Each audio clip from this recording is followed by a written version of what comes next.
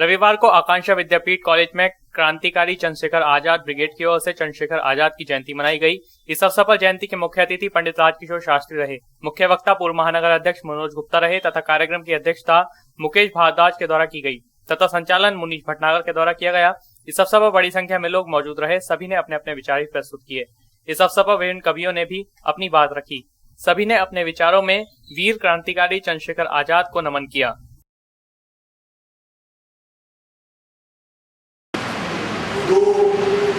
अभी चंद दिन पहले प्रोग्राम था, मैं मेरठ में गया, वीर रस का प्रोग्राम था। 10 कवि थे वीर रस के, में हास्य रस का, देशभक्ति का कार्यक्रम चल रहा था।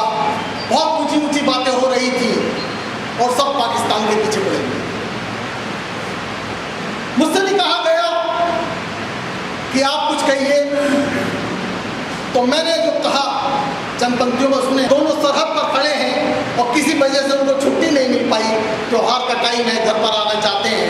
तो हिंदुस्तान का जवान अपनी पत्नी को पत्र लिख रहा है और कवित्र में किस ढंग से वो पत्र लिख रहा है, आपसे बात चाहूंगा कि सरहद पर मुस्तैद खड़ा हूं, दुश्मन है घबराहट में, जैसे उसके प्राण बसे हो निज कदमों की आहट में। अगर ठीक रहा प्रिय त्योहार मनाने आऊंगा और तुम्हारी खुशियों में मैं खुद शामिल हो जाऊंगा।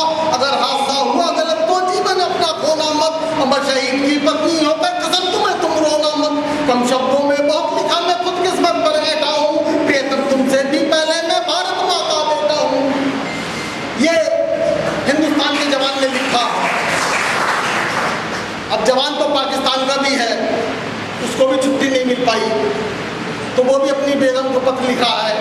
तो वो किस ढंग से पत्र लिखता है कि लुटा पिटा सरहद से आया, झाड़ रहा अपना पल्ला, मुश्किल से ये जान बची भली करे अब तो अल्लाह। सोए शेर जाग गए हैं जब से हुआ बखेड़ा है, पीछे हटते जाते हैं ऐसा हमें खदेड़ा है। इसी तरह हटते मिटते गए खुद वापस आ जाऊंगा, इंशाअल्लाह ईद तुम्हारे आकर साथ मनाऊंगा।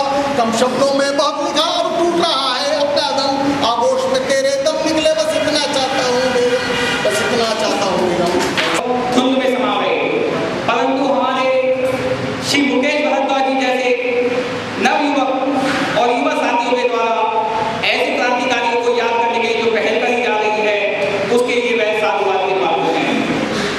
महान क्रांतिकारी चंद्रशेखर आजाद जी ने केवल अपना जीवन मरने के लिए या शहीद होने के लिए नहीं किया, उन्होंने